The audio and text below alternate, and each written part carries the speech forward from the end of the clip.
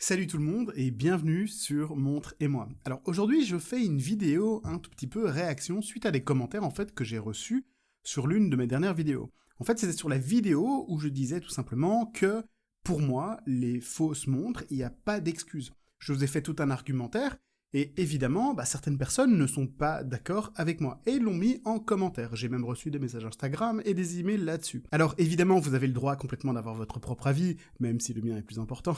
Non, je déconne. En fait, je voulais y répondre, en fait, tout simplement par écrit. À certains, j'ai même répondu par écrit. Mais je me suis dit que finalement, c'est souvent les mêmes arguments qui reviennent, et je me suis dit que ce serait plutôt intéressant de partager ça avec vous. Dites-moi d'ailleurs si vous êtes d'accord avec moi, dites-moi si vous comprenez ces personnes qui, pour eux, acheter des montres réplica, donc des fausses montres, c'est quelque chose de valide. Et j'attaque tout de suite le premier commentaire. En fait, il y en a 3, et je vais essayer de répondre aux 3. Concernant les fausses montres, l'argument de se dire que c'est du bas de gamme n'est pas tout à fait vrai. Les réplicas haut de gamme utilisent des mouvements Miyota ou parfois même ETA qui sont les mêmes que ceux des Longines, Tudor ou Seiko.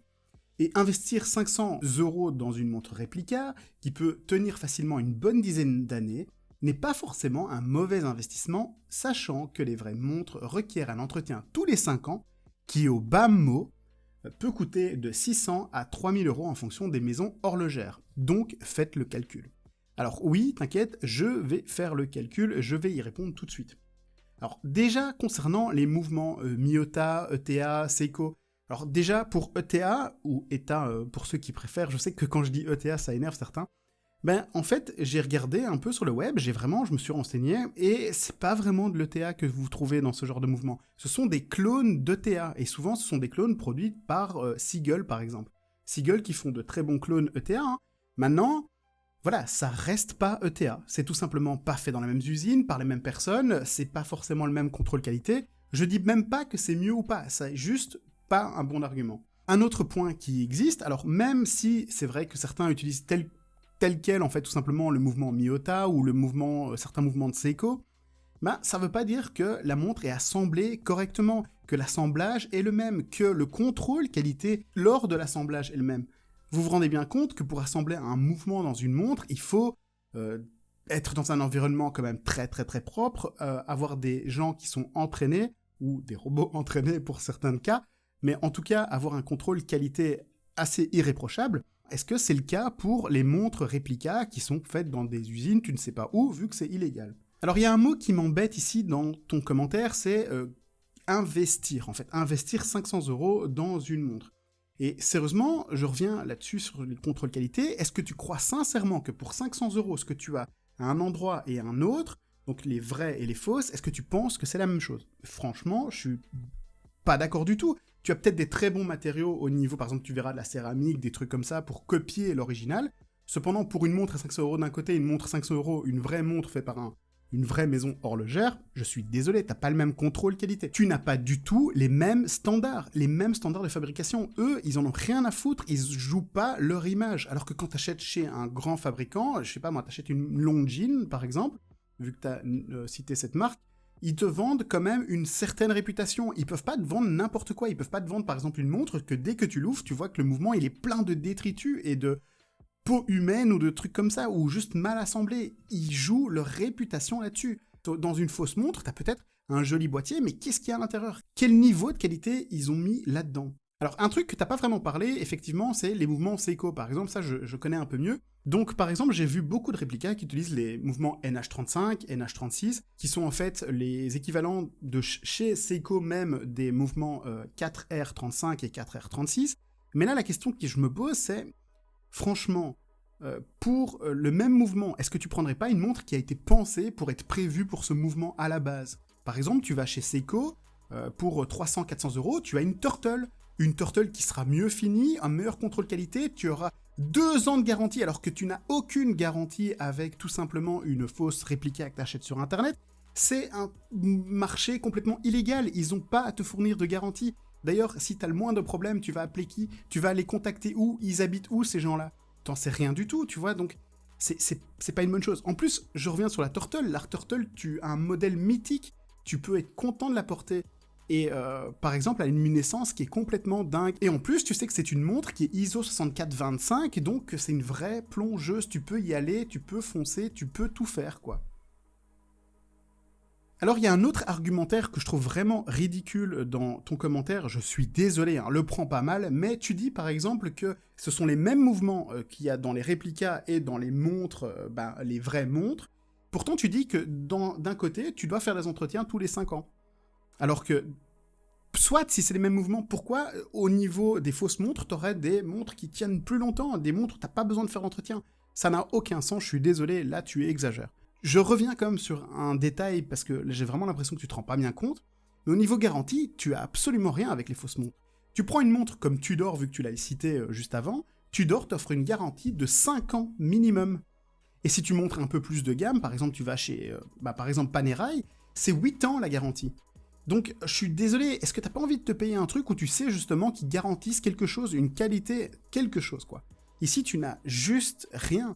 Tu risques de perdre juste 500 €, et s'il y a le moindre problème, tu te retrouves vraiment embêté, quoi. Alors, pour en venir au calcul, tu dis qu'en fait, tout simplement, les choses sont faciles, en fait, qu'il suffit de faire le calcul. Alors oui, je vais faire le calcul, La plupart des gens qui achètent ce genre de montres réplica, c'est pour acheter des montres assez populaires, même très populaires, des fois difficiles d'accès, comme une Rolex Submariner.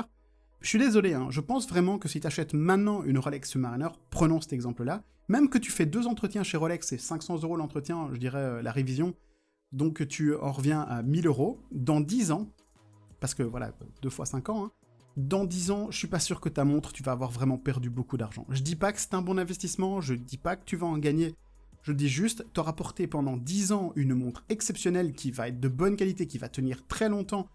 Tu seras fier de savoir que tu t'es payé cette belle montre, et tu auras toujours une valeur résiduelle, mec. Alors que je suis désolé, mais t'as 500 € Rolex Submariner que t'auras acheté en réplica, je me demande dans 10 ans qui va te la payer plus de 25 €. Bon, j'ai vu que j'ai beaucoup parlé sur ce commentaire-là, je vais passer directement au deuxième, et je ferai le troisième dans la foulée, et je pense que ça va aller assez vite.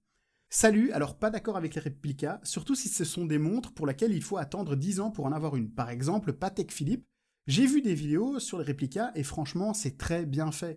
Puis pour le mouvement, on peut le faire remplacer par un bon ETA genre 2892A2. Après, on peut acheter une montre car on aime le design et non pour se montrer avec. Continue comme ça.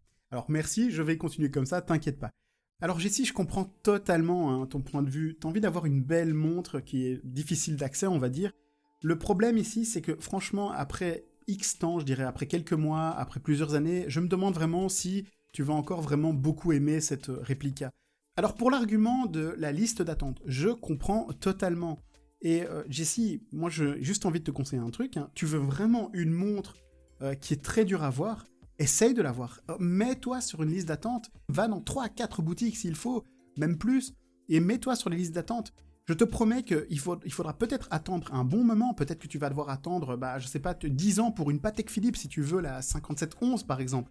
Mais dis-toi que à ce moment-là, le jour où tu auras l'appel de l'AD, tu te rends compte la joie que tu vas avoir. La joie, c'est incroyable. Tu l'as attendu si longtemps. Et puis surtout, même parlons pas juste de la joie parce que tu as envie à tout prix d'avoir cette montre. Imaginons juste le gain que tu fais dessus d'un coup, quoi. On va dire que c'est une montre, je sais pas moi, à 30 000 € maintenant. Tu vas la revendre tout de suite après, tu en retires, on va dire, au moins 20 000 €. Ching ching, 20 000 € gratuits. Bon, alors là, je sais que c'est une montre vraiment très difficile à voir. C'est pas tout le monde qui va pouvoir se la payer non plus. Mais partons d'un truc beaucoup plus simple. Partons par exemple d'une Rolex GMT Master 2 par exemple. Elles sont environ à 9 000 €. Je sais que c'est difficile à avoir, mais en 2 ans, je pense franchement que tu peux en avoir une. Si tu te débrouilles bien, ou même moins de 2 ans, franchement, il y a des gens qui l'ont eu beaucoup plus rapidement. Aussi, si tu la revends juste après, bon alors là, je te conseille pas de vendre. J'imagine que si tu achètes une montre, c'est pour toi avant tout, évidemment. Mais au cas où, tu l'achètes, tu la revends juste après. Aussi, boum, tu t'es gagné 1000, 2000 €, 3000 € peut-être d'un coup, quoi. Donc tu vois, ça vaut la peine en fait. Ça fait partie du jeu de vouloir collectionner des montres, de chercher des modèles qui sont difficiles à voir. Le moment où tu vas les avoir, ça vaut vraiment le coup, je te le jure. Alors, juste maintenant, le dernier commentaire, ça va aller très vite celui-là. Lol, ok, je t'arrête sur les répliques. La montre de mes rêves, c'est 100 000 €. Crois-tu que j'ai cet argent-là? Si je peux trouver la réplique pour 300 €, ne crois-tu pas que je vais être content de l'avoir? Même si ce n'est qu'une réplique, je ne voudrais pas la revendre car c'est la montre de mes rêves. est-ce que c'est vraiment la montre de tes rêves? Est-ce que cette réplique est la montre de tes rêves? Soyons honnêtes là, tout de suite. Est-ce que la montre de tes rêves, c'est pas justement cette montre incroyable que t'as envie depuis si longtemps, tu vois, cette montre qui te donne envie, ces finitions parfaites, à 100 000 €, t'inquiète que c'est une montre de qualité. Et je comprends très bien qu'elle te donne envie. Hein. Mais est-ce que tu veux vraiment juste le design? Est-ce que c'est pas la montre que tu veux, tu vois? Si c'est juste le dessin de la montre, si tu veux juste le design, bah achète une montre hommage, mec. Et c'est là que je comprends pas. Achète une montre hommage, t'en auras pour moins de 300 €. Fais-toi plaisir. Il y en a plein. Prends une Steinhardt, par exemple, si tu veux, par exemple, une hommage d'une Rolex, tu vois. C'est quoi le problème? Est-ce que c'est le nom qui te dérange? Pourquoi tu veux à tout prix avoir Rolex, Patek Philippe, j'en sais rien, sur le cadran de la montre? Pour moi, ça me dépasse. Pour moi, ça veut dire que t'as envie de mentir, en fait. Je suis désolé, c'est peut-être un petit peu dur, mais pour moi, il y a un problème, là, tu vois. La montre de tes rêves, c'est celle à 100 000 €. Pourquoi tu te contentes d'un truc qui n'a rien à voir avec cette montre-là? À part, c'est une copie esthétique. Enfin voilà, c'est à peu près tout pour cette vidéo. Je suis désolé si j'étais un petit peu dans l'émotion cette fois-ci, parce que franchement, ça commence vraiment à m'embêter, ces histoires de répliques. Y a ça, et aussi les montres investissement, j'en ai parlé. Là aussi, je me suis pris certains commentaires un petit peu durs. J'espère en tout cas que vous avez apprécié cette vidéo. Mettez un like, et surtout, regardez les autres vidéos. Il y a ici et ici, quoi. Salut les gars!